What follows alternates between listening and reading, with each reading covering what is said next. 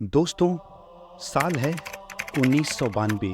100 से ज़्यादा स्कूल और कॉलेज में छात्राओं के गैंग रेप और ब्लैकमेलिंग के मामले में अभी 18 आरोपी थे। 9 को सज़ा सुनाई जा चुकी है। एक आरोपी दूसरे मामले में जेल में बंद है, एक सुसाइड कर चुका है, एक फिलहाल फरार है, बाकी बचे 6 पे आज फैसला आ चुका है। दोस्तों, ये कहानी है राजस्थान के अजमेर शहर की, जहाँ पर हिंदू लड़कियों का ब्लैकमेलिंग और गैंग रेप किया गया। उसी के संबंध में ये पूरी पड़ताल करती हुई वीडियो है। दोस्तों, वीडियो बहुत महत्वपूर्ण है। अगर आप चैनल पे नए हैं तो चैनल को सब्सक्राइब करिए। तो चलिए दोस्तों, शुरू करते हैं। दोस्तों, दरअसल दुनिया में सूफी संत ख्वाजा मोइनुद्दीन हसन चिश्ती की दरगाह का स्थान और जगत पिता ब्रह्मा जी के पवित्र स्थल तीर्थराज पुष्कर के कारण धार्मिक पर्यटन नक्शे पर राजस्थान का अजमेर अपनी एक अलग ही पहचान रखता है। मगर यहाँ की आबो हवा में साल 1990 से साल 1992 तक कुछ ऐसा घट रहा था जो कि गंगा जमनी तहजीब और संस्कृति को कलंकित कर रहा था, बल्कि अजमेर के सामाजिक ताने बाने पर एक बदनुमा दाग बनकर उभर रहा था। युवा पीढ़ी पाश्चात्य जगत के आकर्षण में ढल रही थी। शिक्षा, संस्कार और मर्यादाएं कहीं गुम हो रहे थे। शासन प्रशासन से जुड़े लोग समाज कंटक सब प्याला सब निवाला बन के बैठे थे। पद प्रतिष्ठा के साथ न्याय की कुर्सियों पर बैठने वाले हो या समाज को जागरूक करने वाले, उचित दिशा दिखाने वाले, उनकी जवाबदेही और दायित्वों का बोध सुरा सुंदरियों के आगे नतमस्तक। उसी समय यहाँ के स्थानीय दैनिक नवज्योति अखबार में युवा पत्रकार संतोष गुप्ता की छापी एक खबर ने लोगों को झकझोर कर रख दिया। खबर में स्कूली छात्राओं उनके नग्न फोटो के ब्लैकमेल करते हुए यौन शोषण के किए जाने का पर्दाफाश किया गया था। बड़े लोगों की पुत्रियां ब्लैकमेल का शिकार। इस शीर्षक से इस अखबार में जो खबर छपती है उसने पूरे राजस्थान सहित देश में भूचाल ला दिया। क्या नेता, क्या पुलिस, क्या प्रशासन, क्या सरकार, सब के सब सहम गए कि यह कैसे हो गया, कौन है, किसके साथ हुआ, अब क्या करें, कैसे करें। वो जमाना भले ही सोशल मीडिया का नहीं था दोस्तों, लेकिन कानों कान हुई खुसुर पुसुर ने खबर को आग की तरह फैलने में देर नहीं लगाई। दरअसल अजमेर के विभिन्न स्कूलों में पढ़ने वाली 17 से 20 साल की 100 से ज़्यादा हिंदू लड़कियों को छद्म बहाने से जाल में फंसाकर उनकी न्यूड फोटो खींचकर ब्लैकमेल कर उनका यौन शोषण करने वाले गिरोह का भांडा फूट चुका था। खबर में गिरोह के लोग धार्मिक, राजनीतिक, सामाजिक एवं आर्थिक सभी प्रकार से प्रभावशाली थे। लिहाजा शासन में मानो भूकंप आ गया। वहीं प्रशासन के लोग आदेश की पालना में इधर उधर कुर्सी बचाने में व्यस्त रहे। यहाँ बता दें कि अजमेर की शान और पहचान पर बदनुमा दाग के अखबारों के जरिए जाहिर होने से पहले अजमेर जिला पुलिस प्रशासन ने गोपनीय जांच में यह खुलासा किया कि गिरोह में अजमेर के सूफी संत ख्वाजा मोइनुद्दीन चिश्ती की दरगाह के खादिम के परिवारों के कई युवा रईसजादे शामिल। जिला प्रशासन को यह खबर अच्छी तरह पता चल गई थी कि पीड़िताओं के सामने आए बिना किसी पर भी हाथ डालना उचित नहीं होगा। लिहाजा बहुत सोच विचार के साथ स्थानीय जिला प्रशासन ने तत्कालीन राजस्थान सरकार के मुख्यमंत्री भाजपा के भैरव सिंह शेखावत को स्थिति से अवगत करवाया।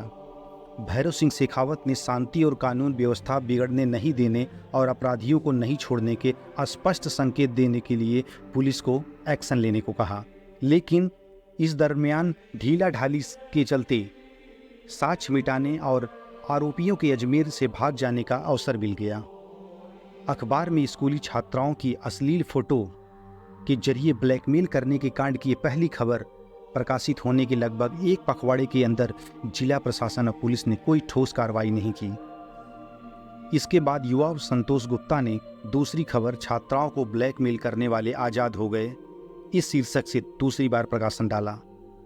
इस बार के साथ वह फोटो भी प्रकाशित किए गए जिसमें अजमेर में छात्राओं के साथ हो रहे यौन शोषण को खुली आंखों से देखा जा सकता है। इसके बाद जनता ने सड़कों पर उतरकर अजमेर बंद का ऐलान कर दिया।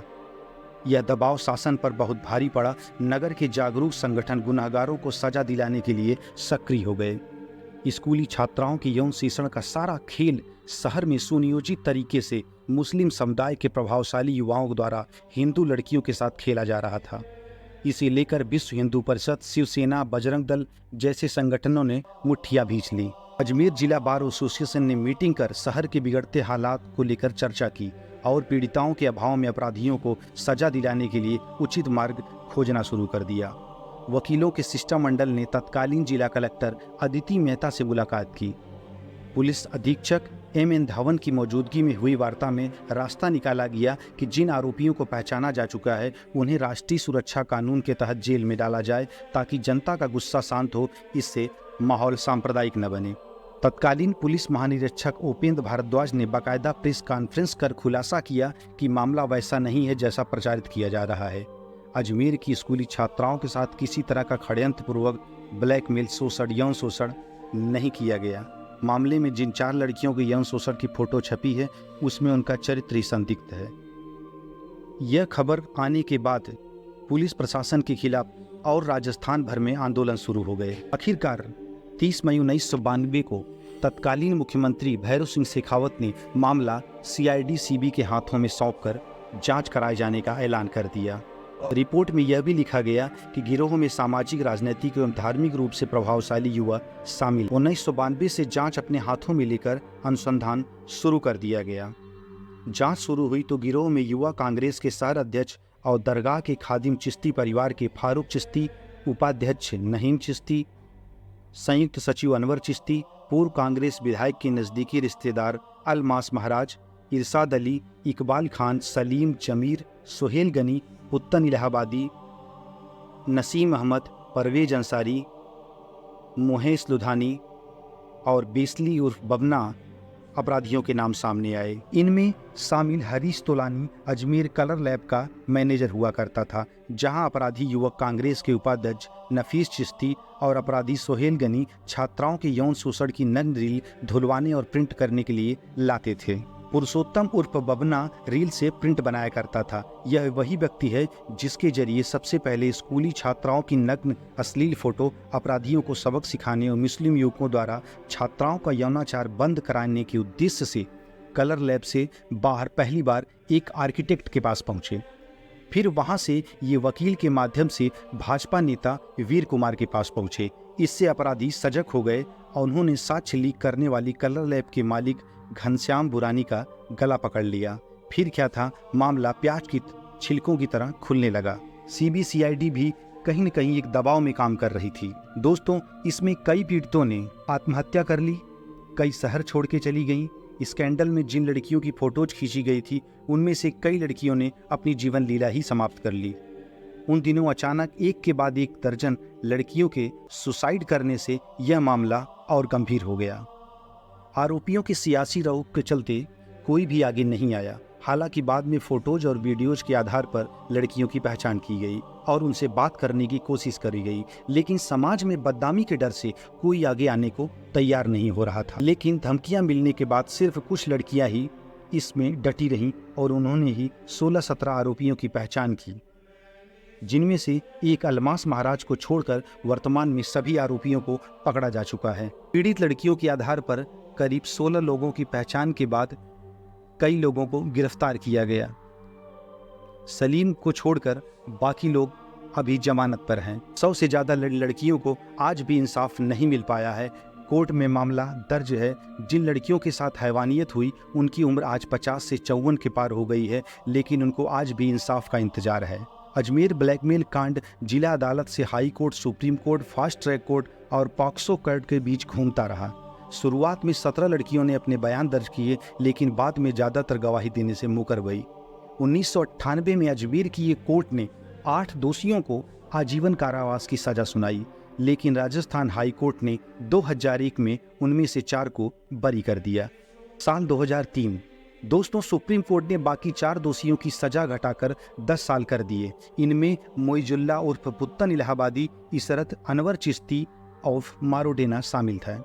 2007 में अजमेर की फास्ट ट्रैक कोर्ट ने फारूक चिश्ती को भी दोषी ठहराया, जिसने खुद को दिमागी तौर पर पागल घोषित करवा लिया था। 2013 में राजस्थान हाई कोर्ट ने फारूक चिश्ती की आजीवन कारावास की सजा घटाते हुए कम कर दिया। ये कहा गया कि उसने जेल में पर्याप्त सजा काट ली है।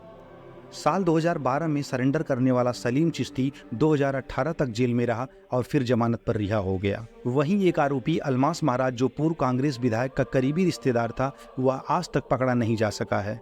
नफीस और फारूक चिश्ती, जो मुख्य आरोपी थे, आज भी पूरी शान से जीवन जी रहे हैं। उधर पीड़िताएं हैं जो अदालत से मिल रहे सम्मन से परेशान होकर अब कोर्ट में हाजिरी लगाना भी बंद कर दिया जाता है। इस ब्लैकमेल कांड में शामिल अधिकतर महिलाएं अब दादी नानी बन चुकी हैं। उन्हें पेशियों पर आने के लिए बार बार घर में झूठ बोलना पड़ता है। इस बात का खुलासा पिछले साल पेशी पर आई एक पीड़िता ने किया था। पीड़िता ने कोर्ट को कहा कि उनके साथ जो हुआ वह घर पर बता नहीं सकती, उन्हें झूठ बोलकर यहाँ आना पड़ता है। दोस्तों, साल 1992 में अजमेर में घटी ये घटना देश के लिए एक शर्मसार करने वाली बात थी, जिसमें सिर्फ और सिर्फ हिंदू लड़कियों को टारगेट किया गया, जो कि सारा खेल खादिम चिश्ती की दरगाह के युवाओं द्वारा किया गया। यह एक प्रकार का आपराधिक षड्यंत्र था, जिसमें उनके राजनीतिक और रसूख के चलते कार्रवाई में देरी हुई और लोगों को न्याय नहीं मिल पाया। दोस्तों, चाहे कश्मीर हो, चाहे बंगाल हो, चाहे केरला हो, हिंदू लड़कियां, हिंदू समाज हमेशा से निशाने पर है। आए दिन हिंदुओं के साथ जो तमाम घटनाएं घट रही हैं, वो कहीं न कहीं सरकार और हिंदू समाज भी दोषी है। दोस्तों, साल 1992 की इस घटना से पूरा देश हैरान था और पूरे देश में न्याय की मांग उठी। लेकिन यह खबर आज भी कई लोगों के लिए नई है। आज की युवा पीढ़ी शायद इस बारे में नहीं जानती थी। इसी क्रम में मैंने इस पे एक वीडियो बनाया। दोस्तों, वीडियो आपको कैसा लगा हमें कमेंट करके बताइए। जय हिंद, जय भारत, नमस्कार।